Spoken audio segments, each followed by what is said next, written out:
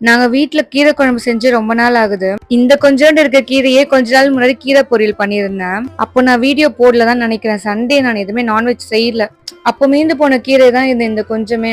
இன்னைக்கு எதுவுமே செய்யற ஐடியாவும் இல்ல. ஒரே சோம்பேறித்தனமா இருந்ததா, சரி அந்த கொஞ்சம் கீரை ஞாபகத்துக்கு வந்துச்சு. அதையே கீரை குழம்பு மாதிரி வச்சிடலாம்னு சொல்லி நிறைய கொஞ்சம் பருப்பு போட்டு கீரை குழம்பு தான் இன்னைக்கு கடைஞ்சேன். கூட பொரியலுக்கு வாழைக்காய் வறுவல் வறுத்தேன். எப்பவுமே இந்த கீரை குழம்பு வைக்கிறேன் அப்படின்னாவே இந்த வாழைக்காய் வறுவல் அப்படின்னா வெண்டைக்காய் பொரியல், அதுவும் இல்லைன்னா முட்டை வேக வச்சுட்டு முட்டை ஃப்ரை மாதிரி பண்ணிடுவேன். இன்னைக்கு எனக்கு டக்குன்னு கைக்கு மாட்டினது இந்த வாழைக்காய் தான். காலையில எழுந்ததுல இருந்து என்னதான் சோம்பேறித்தனமா இருந்தாலுமே அந்த 12 o'clock ஆயிடுச்சுன்னா இன்னும் கொஞ்ச நேரத்தை நம்ம சாப்பிட போறோமே, தைதா வேணும் நமக்கு அப்படின்னு மைண்ட் யோசிக்க ஆரம்பிச்சிருது. சோ எதனா போய் எழுந்து செஞ்சிடலாம் நம்ம அப்படின்னு சொல்லிட்டு. இன்னும் இந்த கீரை குழம்பெல்லாம் சனிக்கிழமையில செய்யல அப்படின்னு வச்சுக்கோங்களேன், கருவாடு தான் வாங்கி தொக்கு மாதிரி செய்வேன் நானு. அது ஏன் அப்படின்னா சனிக்கிழமை ஆனா என் மாமியார் சாப்பிட மாட்டாங்க நான்வெஜ். அதே மாதிரி இப்ப புரட்டாசி இல்லையா, சோ சுத்தமா சாப்பிட மாட்டாங்க.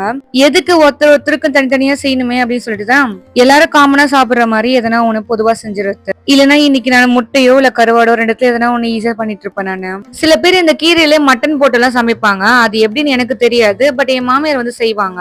நான் மட்டன் சாப்பிட மாட்டேன். அந்த ரீசன்னால அது செய்யும் போதெல்லாம் எனக்கு தனியா எதனா செஞ்சு கொடுப்பாங்க. இப்ப நான் செஞ்ச இந்த கீரை குழம்புல கீரையே இல்ல, வெறும் பருப்பு தண்ணி தான் தெரியுது என் கண்ணுக்கு.